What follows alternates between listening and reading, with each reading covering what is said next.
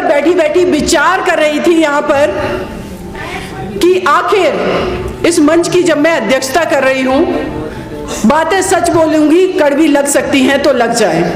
मैं ये सोच रही थी कि जब मैं इस मंच की अध्यक्षता कर रही थी, जब मैं आई, तो आखिर जो चेयर बीच में पड़ी हुई थी अध्यक्ष की, वो ऑक्यूपाई किसने कर ली।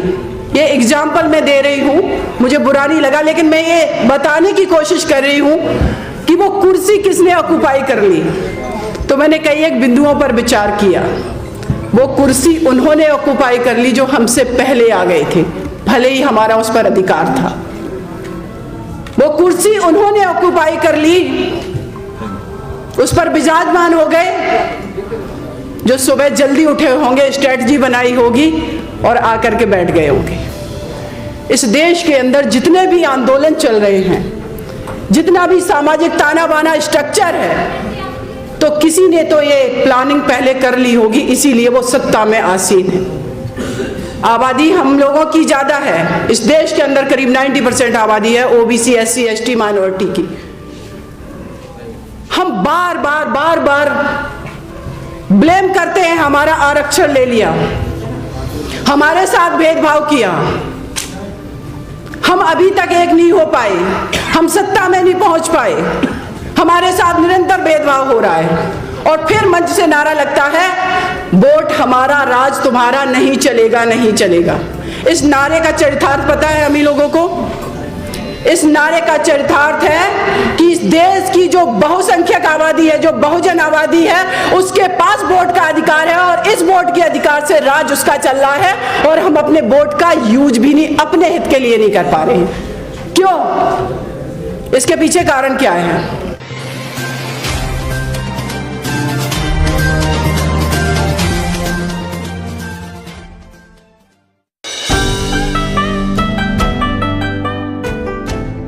इस मंच से मैं एक बात जरूर कहना चाहूंगी कि देश की जब 50% आबादी है तो उसका वोट भी 50% है। आखिर उस 50% आबादी का वोट कहां जा रहा है? माता सावित्रीबाई फुले जी की हम आज जयंती मना रहे हैं। महात्मा ज्योतिबा फुले जी की बात की है, उनकी जयंती को हम सेलिब्रेट नहीं कर सकते हैं। तो क्या हमारा उद्देश्य उनकी, महात्मा ज्योतिबा फुले जी की प्रतिमा को रख करके माल्यार्पण करना है? मैं वकालत करती हूँ कोर्ट में, मेरे पास सबसे ज्यादा मैटर आते हैं डोमेस्टिक वायलेंस के। मैं ये जानना चाहती हूँ कि महात्मा ज्योतिबा फुले जी ने, जिन्होंने उस दौर में अपनी पत्नी को घर से बाहर जाने के लिए प्रेरित किया, उस कीचड़ को सहन करने के लिए प्रेरणा दी कि तुम आज अगर ये कीचड़ सहन कर रही हो जो तुम्हारे ऊपर फेंका जा रहा, अगर आज तुम इस घर में बैठ गई तो आगे आने वाली हमारी देश की जो पीढ़ियां हैं महिलाओं की, वो शिक्षा से वंचित रह जाएंगी। वो लड़ाई लड़ने के लिए प्रेरित किया। लेकिन आज मैं सोचती हूं कि आज से करीब 150-125 साल, पौने 200 साल पहले एक व्यक्ति इतना प्रोग्रेसिव माइंड का पर्सन था, महात्मा ज्योतिबा फुले जी इतने प्रोग्रेसिव माइंड थे कि उस दौर में जब स्त्रियों को घर से निकलने की आजादी नहीं थी, चाहे वो किसी भी समाज की स्त्री हो, उन्होंने अपनी पत्नी को घर से बाहर निकाला। लेकिन सभागार में मेरे बैठे भाई अपनी पत्नियों को क्यों नहीं ला पाते? फेसबुक पर अपनी ओपिनियन देने वाले, मीडिया में ओपिनियन देने वाले, सार्वजनिक मंच पर भाषण देने वाले, इनकी पत्नियां क्या कर रही हैं, इनकी बेटियां क्या कर रही हैं, इनकी माताएं क्या कर रही हैं सिवाय रोटी बनाने के अलावा? कभी सोचा है? हम लोग बन गए हैं सामाजिक संगठन बना करके ठेकेदार की, हम पॉलिटिक्स में परिवर्तन करेंगे, सत्ता का परिवर्तन करेंगे। लेकिन आपने कभी सोचा है कि जो घर में 50% आबादी है, आपकी पत्नी के रूप में, बेटी के रूप में, माता के रूप में, वो भी इस देश की पूंजी हो सकती थी। देश ही नहीं, समाज की, ओबीसी समाज की, एससी समाज की, आपकी परिवार की पूंजी हो सकती थी। लेकिन आपने अपने विचारों को सार्वजनिक करने के लिए, लेकिन आपने अपनी चीजों को स्थापित करने के लिए उसको आपने घर की चार दीवारी में बंद कर दिया।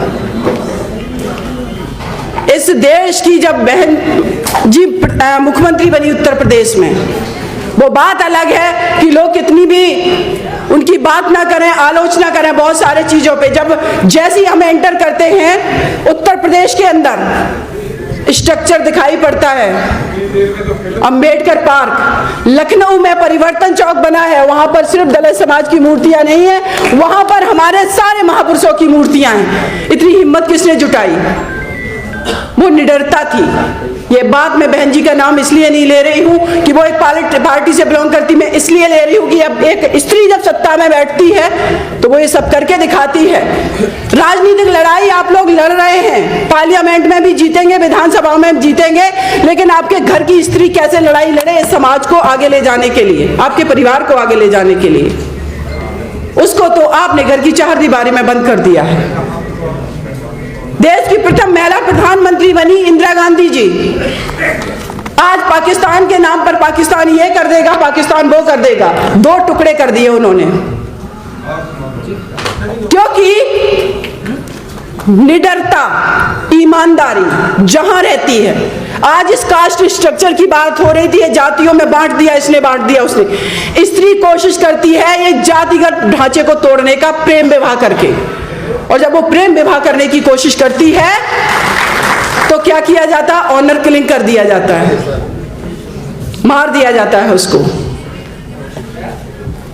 मैं कहती हूं कि इस भारत ही नहीं पूरे विश्व का स्ट्रक्चर अगर एक स्त्री के विचार से मॉडिफाइड कर दिया गया ना, तो शायद ना तो कोई किसी पर परमाणु बम गिराने की सोचेगा, जितना ये बॉर्डर पे हमारे आर्मी के भाई मारे जाते हैं, चाहे वो भारत के हो, चाहे पाकिस्तान, चाहे चाइना के, किसी भी कंट्री के, ये सब बंद हो जाएगा। कंपैशन है उसके अंदर, करुणा है। वही तो बुद्ध कहते हैं कि कंपैशन लाइए, युद्ध से कुछ नहीं होगा। तो ये चीजें सत्ता में भी इंप्लीमेंट होंगी, और ये सत्ता में इंप्लीमेंट होंगी तो आपके घरों में भी इंप्लीमेंट होंगी। इसलिए अपने घर की स्त्री को भी निकालिए, उसको देश की पूंजी समझिए, उसको सिर्फ ऑब्जेक्ट मत समझिए। एक किसी के घर की स्त्री, जब मैंने निर्भया केस फाइट किया, बहुत लोग तो कहते हैं प्रोसिक्यूशन का केस था, मैं आज बता देना चाहती हूं SC ST और महिलाओं के खिलाफ मुकदमे में कंप्लेनेंट को सुना जाना जरूरी है। अगर उसको नहीं उसके एडवोकेट के माध्यम से सुना जाएगा वो केस आगे नहीं बढ़ पाएगा। ये क्लियर करना बहुत जरूरी था। 4 लोगों को फांसी की सजा कराई मैंने। मैं आप लोगों को बताना चाहती हूं, सुरेंद्र कोहली निठारी कांड हुआ था, आप लोग जान रहे होंगे, नोएडा में। वो व्यक्ति खून पी जाता था छोटे छोटे बच्चों का। कहां है सरकारें? सोई हुई हैं। करा पाए फांसी की सजा? एक मैटर है शबनम बनामी यूनियन ऑफ इंडिया का, एक स्त्री ने अपने परिवार के 7 सदस्यों को मार दिया, एक छोटे बच्चे को भी मार दिया। मैं आज इस मंच से कह रही हूं कोई फांसी नहीं करा सकता, सुरेंद्र कोहली को भी फांसी नहीं होगी। वो लिटिगेशन का पार्ट है, उस पर हम कभी बात करेंगे, क्योंकि डिले के ग्राउंड पर अगर आपने किसी भी प्रिजनर को बहुत दिनों तक जेल में रखा, 12-13 साल तक, वो डिले का ग्राउंड बन जाता, आजीवन कारावास में परिवर्तित हो जाता, आप फांसी नहीं दिला सकते। ऐसे 17 case supreme court of India ने कम्यूट कर दिए आजीवन कारावास में। आपकी ये बहन सिस्टम से लड़ती रही, जुडिशरी से मैंने लड़ाई की, सार्वजनिक मंच पे मैंने बोला सुप्रीम कोर्ट ऑफ इंडिया ने 18 महीने निर्भया केस पेंडिंग रखा। मैं इनिशिएटिव लेती रही कि आप क्यों नहीं करेंगे। देश के राष्ट्रपति को मैंने बोला कि आप कहते हैं कि महिलाओं के खिलाफ क्राइम ना हो, तो मैं आपसे कहती हूं कि आपके पास जो मर्सी पिटीशन पेंडिंग है 12 साल से, उनको आप डिसीजन लीजिए। किसकी बात कर रहे हैं? जो जहां है ईमानदारी से काम कर ले, घर में है तो घर में ईमानदारी से काम कर ले। एक व्यक्ति अगर वो बात कर रहा है सामाजिक न्याय की, अगर वो बात कर रहा है सत्ता के परिवर्तन की, तो पहले आप अपने घर की स्त्री के साथ सामाजिक न्याय और बच्चों के साथ कर लीजिए, फिर जाति के साथ भी कर लीजिए। जितने जातिगत संगठन बने, मैं कह रही हूं अपने जाति के लोग भी ईमानदारी से एक दूसरे का सपोर्ट कर दे, देश अपने आप तरक्की कर जाएगा और आपको पॉलिटिकल पावर भी मिल जाएगा। लेकिन सच ये है कि हम जाति के अंदर भी अपनी जाति के लोगों को भी सपोर्ट नहीं करते। पता नहीं एक हाइपोथेटिकल लड़ाई चल रही है, जो वर्चुअल दुनिया में लड़ाई चल रही है। ये मैं मानती हूं इन चीजों को कि बहुत सारी चीजें हुई हैं, इंप्लीमेंट हुई हैं बहुत सारी चीजों उसका, लेकिन जिस तरीके से हमारी संख्या है, जिस तरीके से हमारी फाइट होनी चाहिए निरंतर, सभी लोग कहते हैं कि बार बार बीजेपी आ जा रही है, बीजेपी आ रही है स्ट्रेटजी के बनाने से, बीजेपी किस वजह से आ रही है? अगर लोग कहते हैं, हम सभी लोग डिस्कशन करते हैं कि ईवीएम जब तक नहीं हटेगी तब तक कोई पार्टी आ नहीं सकती सत्ता में, ना केंद्र में ना स्टेट में। तो भाई इस दिल्ली की धरती पर कभी क्या हम 10 लाख की संख्या में भी, चलो सुप्रीम कोर्ट नहीं सुन रहा है, 10 लाख की संख्या में भी हम कभी यूनाइट होकर के उतरे हैं प्रोटेस्ट करने के लिए? अगर हम डेमोक्रेटिक कंट्री हैं, अगर हमारे भारत का संविधान कहता है we the people of India की बात करता है प्रेम्बल में, तो मैं कहती हूं कि हमारी जो प्रेम्बल है, हमारा जो भारत का संविधान है, उस संविधान में, संविधान को लचीला बनाया बाबा साहब ने कि अगर समय परिवर्तनशील है, अगर चीजें परिवर्तनशील हैं, तो देश की जनता के हाथ में वो पावर दिया है कि आप रोड पर उतरिए, आंदोलन करिए, संविधान में भी परिवर्तन किए जाएंगे। लेकिन हम क्या करवा पाए? इस देश की इतनी बड़ी आबादी होने के बावजूद भी, अभी रिसेंटली मैं एक केस को सुन रही, यहाँ पर Hathras case, gangrape and murder case में फाइट कर रही हूँ, जजमेंट रिसेंटली आने वाला है। आपको बताती हूँ कि कॉन्स्पिरेसी कैसे हो जाती है कोर्टों के अंदर। एक SC/ST एक्ट है, उस एक्ट में ये प्रावधान है कि एक तो प्रिवेंशन की बात कर रहा है कि किसी भी व्यक्ति के खिलाफ अपराध नहीं होगा, उसको सरकार रोकेगी। अगर अपराध हो गया तो इमीडिएटली कंपनसेशन दिया जाएगा FIR होने पर, फिर उसमें चार्जशीट फाइल होने पर, फिर उसमें सजा होने पर।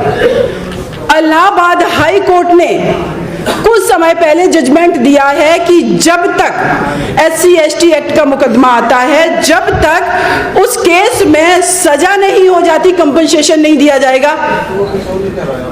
आप कर लो, क्या कर लोगे? हाथरस केस में ही जिस परिवार का मुकदमा मैं लड़ रही हूं, उसी परिवार के एक व्यक्ति का उंगलियां काट दी गई थी। वो मुकदमे में उस परिवार के जो अन्य व्यक्ति थे, तो जो आई विटनेस थे, वो हॉस्टाइल हो गए, कोर्ट में गए, कहते हमने नहीं देखा किसने मारा पीटा। ये होता है, अपने लोग गवाही तक देने से डरते हैं, कैसे न्याय करवा लेंगे आप? तभी तो अगली कड़ी में बात आ जाती है कि OBC SC/ST जजेस की संख्या बढ़ाई जाए। कॉलेजियम सिस्टम जो है, जब NJEC का आया concept, supreme court of India ने कह दिया कि कार्यपालिका से न्यायपालिका का पृथक्करण है, आप हमारे क्षेत्र में नहीं घुस सकते, कोई कुछ नहीं कर पाया।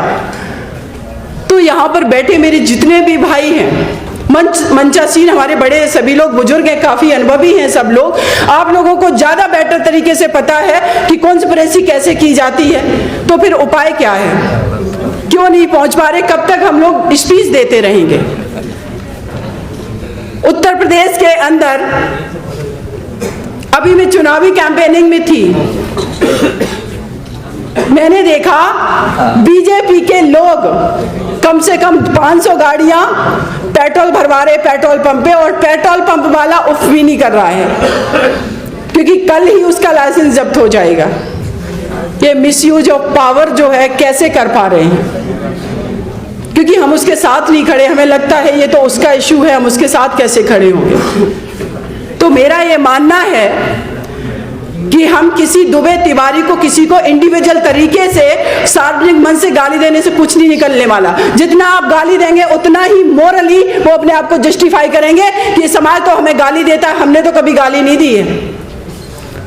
और अभी इस मंच से जो बात की गई है एक शब्द की, कि वो हटा दिया गया है, उनको लगता है कि जब पॉलिटिकली इन मुद्दों पर ये एग्रेसिव हो रहे हैं, ये एक्टिव हो रहे हैं, तो उस चीज को वो मॉडिफाई कर देते हैं, आपके पास वो मुद्दे भी नहीं छोड़ते हैं। ये स्ट्रेटजी क्या हम अपना पाते हैं? हमें अगर उनको परास्त करना है तो स्ट्रेटजी बना करके अपने वोट के अधिकार का यूज, अपनी यूनिटी, अपनी ऑनेस्टी, अपनी स्ट्रेटजी, और उसके बाद एक कदम आगे आते हैं कि तब हम एग्रेसिव भी हो जाएंगे जब ऐसा कुछ होगा। अगर ये नहीं होगा तो जैसा 70, 75, 73 सालों से चलता आ रहा है, बहुत मुश्किल है।